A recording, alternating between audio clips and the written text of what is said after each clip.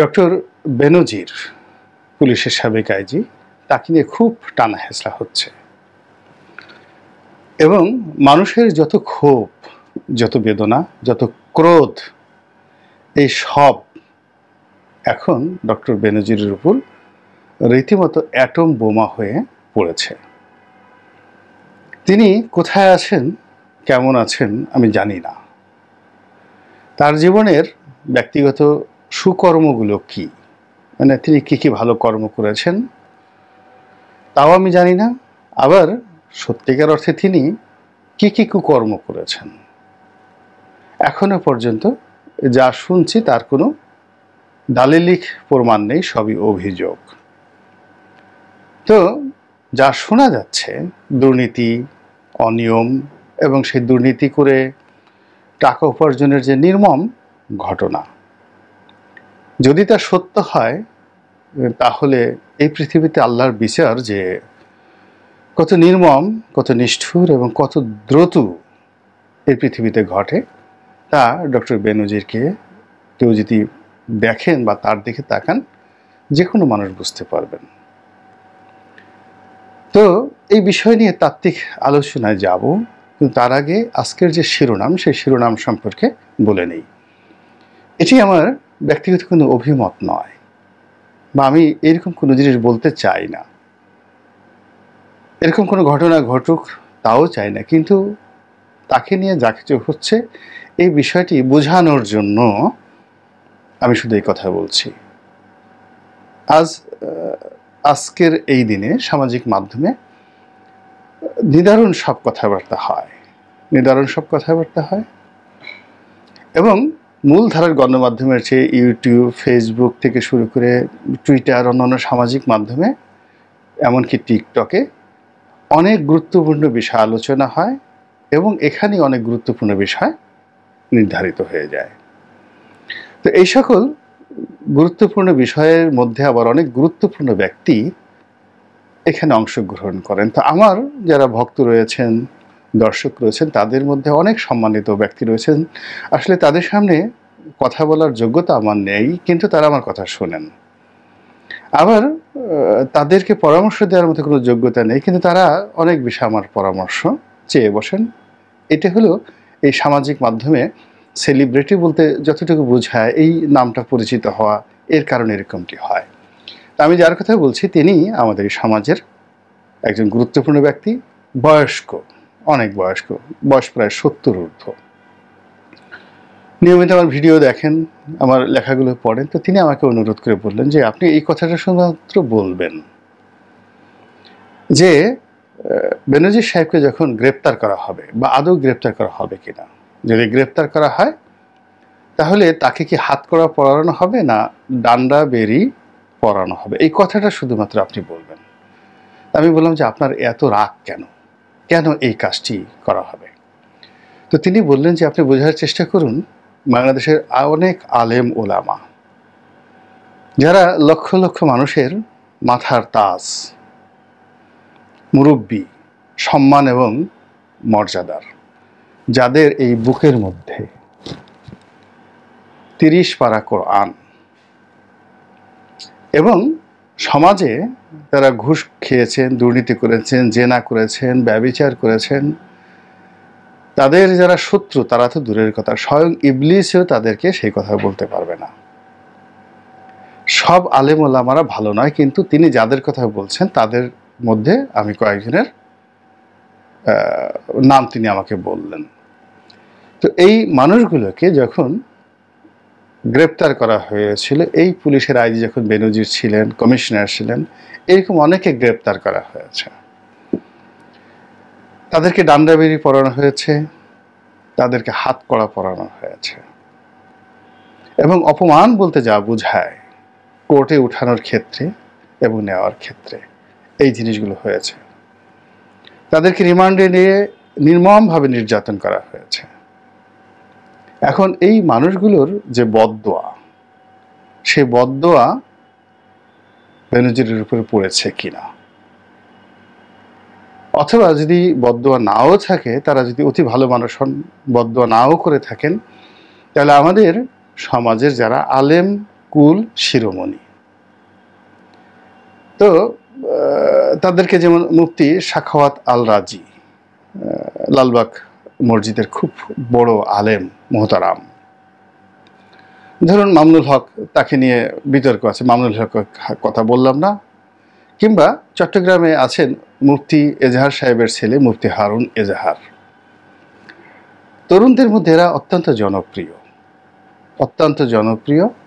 কিংবা ধরুন ওয়াজের ময়দানে শুধু ওয়াজ করেন আমির হামজা, তো আমির হামজা শুধু ওয়াজ করেন, তাকে গ্রেপ্তার করা হয়েছে। কিংবা ওই একজন শিশু বক্তা ছিলেন, একেবারে ছোটখাটো একজন শিশু বক্তা, কেবলই মাত্র বক্তব্য প্রদানের জন্য এই ভদ্রলোককে কি অবস্থা করা হয়েছে। তো এই বিষয়গুলো নিয়ে আলোচনা করার সময় এসেছে। সময় এসেছে এই কারণ হলো আলেম ওলামাদেরকে ছোট করা, সম্মানিত লোককে বেইজ্জতি করা, সেটা রাজনীতি তারা করুক বা যাকে বলা হয় অরাজনৈতিক ব্যক্তি হোক কিংবা আলেম ওলামা হোক, তাদেরকে নিয়ে থানা, পুলিশ, প্রশাসন থেকে শুরু করে বিভিন্ন ক্ষমতাধর যারা লোকজন রয়েছে যেভাবে তুচ্ছ এবং তাচ্ছিল্য করেন, যেভাবে অসম্মানিত করেন, লাঞ্ছিত করেন, তো তার সঙ্গে যদি তুলনা করা হয় তাহলে সেক্ষেত্রে ডক্টর বেনজিরের বিরুদ্ধে যে অভিযোগ এসেছে, কেন তার হাতে হাতকড়া পরানো হবে না, এই প্রশ্ন সেই বৃদ্ধ ভদ্রলোক করেছেন।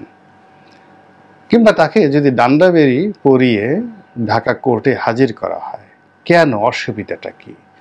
যদি মাননীয় প্রধানমন্ত্রীকে রাজনৈতিক কারণে হয়রানি করার জন্য টেনে হিস্ট্রি, আপনারা দেখেন সেই ভিডিও এখন পর্যন্ত, টেনে হিস্ট্রি যেভাবে অপমানিত করে লাঞ্ছিত করে কোর্ট কাছারিতে হাজির করা হয়েছে, পুলিশই করেছে, তাহলে একজন আইজিকে যদি হাতকড়া পরানো হয় এটি পুলিশের জন্য একটা গর্বের বিষয় হবে। এবং বিশ্বের অনেক নামকরা রাজনীতিবিদ, যেমন ধরুন দক্ষিণ কোরিয়ার প্রেসিডেন্ট, মহিলা প্রেসিডেন্ট, তার বাবাও প্রেসিডেন্ট ছিলেন, কিন্তু তাকে দেখা গেল হাতকড়া পরিয়ে তারপরে আদালতে হাজির করা হলো। আমেরিকাতে আপনি যাই হন না কেন, ধরার সঙ্গে সঙ্গে একদম পিটমুড়া করে আপনাকে হ্যান্ডকাপ পরিয়ে ফেলা হবে। তো এইরকম ডক্টর বেনজিরকে হাতকড়া পরানো হবে কিনা কিংবা ডান্ডা বেড়ি পরানো হবে কিনা, এই বিষয়ে ভদ্রলোক বলতে বলেছেন আমাকে, আমি বললাম। এখন বাংলাদেশে এটা সম্ভব কিনা? হ্যাঁ, সম্ভব হতে পারে। সম্ভব হতে পারে এই কারণ হলো যে যখন আমাদের এই দেশে কোনো কিছু ব্যবহার করা হয় যে টয়লেট টিস্যু এবং তাকে ছুঁড়ে ফেলা হয়, তখন তাকে আবর্জনার মধ্যে ছুঁড়ে ফেলা হয় এবং কোনো অবস্থাতেই সেই মানুষটির যে বেঁচে থাকার অধিকার আছে বা তার কোনো সম্মান কখনো ছিল এরকম চিন্তা করা হয় না। এই সরকারের সময়টাতেই একজন সচিব তিনি গ্রেপ্তার হয়েছিলেন এই দুর্নীতি দমন কমিশন কর্তৃক, জেল খেটেছেন। একদম সিটিং সচিব জনাব মোশাররফ সাহেব যোগাযোগ মন্ত্রণালয়ের সেতু বিভাগের সচিব ছিলেন। পদ্মা সেতুর দুর্নীতি মামলার অভিযোগে তাকে এই যে এখন যেভাবে বেনজির বা আজিজের উপর যেভাবে একটা মানসিক শারীরিক চাপের পাশাপাশি সারা পৃথিবী তাদের পিছনে লেগেছে, ঠিক ওই সময় সৈয়দ আবুল হোসেন, ডক্টর মশিউর রহমান প্রধানমন্ত্রীর অর্থনৈতিক উপদেষ্টা এবং এই যে যোগাযোগ সচিব, এরকম কয়েকজনের বিরুদ্ধে দেশ বিদেশের মিডিয়া রীতিমতো ঝাঁপিয়ে পড়েছিল। তার প্রেক্ষিতে সেই প্রধানমন্ত্রী, সিটিং প্রধানমন্ত্রী, মানে প্রধানমন্ত্রী ক্ষমতায় আছেন এবং তার উপদেষ্টাও মন্ত্রী পদমর্যাদায় ক্ষমতায় আছেন, তিনি এই জুলুম এবং অত্যাচারের কবলে পড়ে রীতিমতো সাংবাদিকদের সামনে কেঁদেছিলেন। হি ওয়াজ ক্রাইং এবং বলেছিলেন যে আপনারা আমাকে যা করছেন আমার এখন আসলে আত্মহত্যার পর্যায়ে আমি চলে গিয়েছি। একইভাবে মোশাররফ সাহেব ওইভাবে কোনো কিছু বলেননি। পরবর্তীতে তিনি জেল থেকে ছাড়া পেয়েছেন, চাকরি ফিরে পেয়েছেন, এনবিআরের তিনি সভাপতি হয়েছেন, চেয়ারম্যান হয়েছেন, এখন জার্মানিতে তিনি রাষ্ট্রদূত হিসেবে আছেন। তার সেই যে তার প্রতি যে অন্যায় বিচার করা হয়েছে এটার প্রতিফলস্বরূপ তিনি হয়তো এখন পুরস্কৃত হচ্ছেন। আর ব্যক্তিগতভাবে যেহেতু আমি যোগাযোগ মন্ত্রণালয়ে ছিলাম, he is a very nice man, অসাধারণ একজন ভালো মানুষ, ভদ্র মানুষ। এবং কতটা তার ভদ্রতা তার একটা উদাহরণ দিই। সেটা হলো যে সাধারণত ধরেন এমপিরা যদি ক্ষমতা থেকে চলে যায় বা এমপিগিরি থাকে না, তাদেরকে সাধারণত আমলারা কেউ স্যার বলে না সহজে। সামরিক বাহিনীর অনেকে বলেন বা যারা খুব প্রফেশনাল তারা বলেন, কিন্তু বেশিরভাগ ক্ষেত্রে বলেন না। তো আমি যে সময়ের কথা বলছি, মোশাররফ সাহেব তিনি তখন এনবিআর এর চেয়ারম্যান, আর আমি তখন সাবেক সংসদ সদস্য এবং আওয়ামী লীগের তুচ্ছ এবং তাচ্ছিল্যের শিকার। তা আমি একটা টেলিভিশন স্টেশনে যাচ্ছি, নামছি শো করে, আর তিনি সেই টেলিভিশন স্টেশনে সেই দিন একটা অনুষ্ঠান, তাকে সংবর্ধনা দেওয়া হবে এবং তার জন্য লাল গালিচা পাতা হয়েছে। তা আমি যখন নামছিলাম তখন আমি দেখলাম সিঁড়ি দিয়ে লাল গালিচা। তা আমি জানি যে এটা লাল গালিচা হয়তো কারোর জন্য পাতা হচ্ছে। তা আমি লাল গালিচাটা এড়িয়ে লাল গালিচার পাশে যে অল্প একটু জায়গা সেটা দিয়ে ধীরে ধীরে হাঁটছিলাম আপন মনে। তো এমন সময় মেহমান আসলেন, পিছনে 50-60 জন লোক সেই টেলিভিশনের। তো তারা সবাই উঠছেন এবং আমি কারো দিকে না তাকিয়ে নিজের মুখ বাঁচানোর জন্য নেমে যাচ্ছি। তা হঠাৎ করে কেউ পিছন থেকে সেই লাল গালিচা থেকে জোরে জোরে চিৎকার করে ডাকলেন, স্যার স্যার স্যার, আসসালামু আলাইকুম। তো আমি ভুল করলাম, যে মনে করলাম যে হয়তো আমাকে না, আমাকে তো এখন এই ভিড়ের মধ্যে কেউ স্যার বলার কেউ নেই, আমাকে হয়তো দেখা গেল যে ওই টেলিভিশন স্টেশনের পিয়নটাও স্যার বলবে না তখন। তা আমি টকশো করে নেমে যাচ্ছি, আর সেই ভদ্রলোক আমার পিছনে পিছনে ছুটছেন, নামছেন এবং জোরে জোরে স্যার স্যার ডাকছেন। তখন আমি অনুধাবন করলাম যে আমাকেই ডাকছেন। আমি পিছনে তাকিয়ে দেখি যে মোশাররফ সাহেব, তিনি আমাকে ডাকছেন। এসে হ্যান্ডশেক করলেন, সালাম দিলেন এবং বললেন আপনি কেমন আছেন, এবং আরও অনেক সুন্দর সুন্দর প্রশংসা তিনি আমার করলেন। তিনি অল্প কিছুদিন, আমি যোগাযোগ মন্ত্রণালয়ের সংসদীয় কমিটির সদস্য ছিলাম এবং কয়েকটা সাব কমিটির চেয়ারম্যান ছিলাম, আর তিনি ছিলেন সেখানের সচিব, যোগাযোগ সচিব, এই এতটুকু।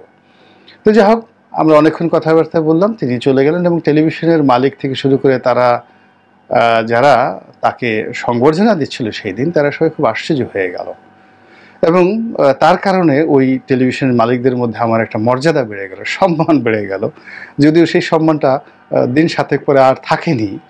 তো এই হলো জনাব মোশাররফ সাহেবের ভদ্রতা, নম্রতা। এবং দেখেন এখন তিনি পুরস্কার প্রাপ্ত হচ্ছেন এবং আমি তার সঙ্গে আমার কিন্তু আর কখনো কথা হয়নি, কোনোদিন কথা হয়নি। ওই 2017-18 ওই সময়টাতে তিনি যখন এনবিআর চেয়ারম্যান ছিলেন, ওই দিনই কথা হয়েছে। কখনো তার অফিসে আমার যাওয়া হয়নি, টেলিফোন করা হয়নি, কোনো কিছু না, এবং এখন পর্যন্ত না। কিন্তু তার সেই সুকর্মের কারণে দেখেন আমি আজকে তার সম্পর্কে বলতে বাধ্য হলাম। একইভাবে ডক্টর বেনজিরের সঙ্গে আমার অনেক ঘনিষ্ঠ সম্পর্ক ছিল, কিন্তু আমি এরকম মোশাররফ সাহেবের মতো এরকম সম্মানজনক কোনো কথা তার পক্ষে আমি এখন বলতে পারছি না, নাথিং বলতে পারছি না। তো বলতে না পারার কারণে কি হচ্ছে দেখেন, তার সম্পর্কে শুধু আমি নই, পুলিশ বাহিনী বলেন, আওয়ামী লীগে বলেন, তারপরে সামাজিক মহলে বলেন, ব্যবসায়িক মহলে বলেন, সুদীর্ঘ সময় একটা লোক যদি 15 থেকে 20 বছর ক্ষমতার শীর্ষ পর্যায়ে থাকে, মেট্রোপলিটন পুলিশ কমিশনার, তারপর পুলিশের আইজি, র্যাবের ডিজি, তো এরপরে পুলিশ হেডকোয়ার্টারের খুবই গুরুত্বপূর্ণ দুটো পদ, DIG admin, additional DIG admin, এর চেয়ে আসলে কোনো পুরস্কৃত পদ থাকে না। এরপর প্রধানমন্ত্রীর স্নেহ, ভালোবাসা, তো তার তো অনেক শুভার্থী থাকবেন, ভালোবাসার মানুষ থাকবেন, যারা তার জন্য মিছিল করবে, রাস্তায় নামবে, তার বিরুদ্ধে অন্যায় হচ্ছে, অপপ্রচার হচ্ছে, এই কথা বলে প্রেস ক্লাবের সামনে দাঁড়াবে। দুটো পত্রিকা যদি তার বিরুদ্ধে লেখে, 4টে পত্রিকা তার পক্ষে লিখবে। কেন এটা হলো না? কেন তাকে ডান্ডা বেড়ি পরানো হবে কিনা, গ্রেপ্তার করে তাকে হ্যান্ডকাফ পরানো হবে কিনা, হাতকড়ি পরানো হবে কিনা, এই বিষয়গুলো কেন বলা হচ্ছে? যারা এই ভিডিও দেখছেন এবং এর মধ্যে যদি পুলিশের কোনো কর্তা থাকেন কিংবা যদি সরকারি কোনো কর্মকর্তা থাকেন, তারা এই জিনিসটা অনুধাবন করার চেষ্টা করুন যে তাদের কর্ম কিভাবে মানুষের মনে প্রতিক্রিয়া সৃষ্টি করে। এবং এই সরকারি কর্মে থেকে যে কোনো একজন মানুষকে কতটা প্রশান্তি দিতে পারে। আমি আরেকটা উদাহরণ দিই।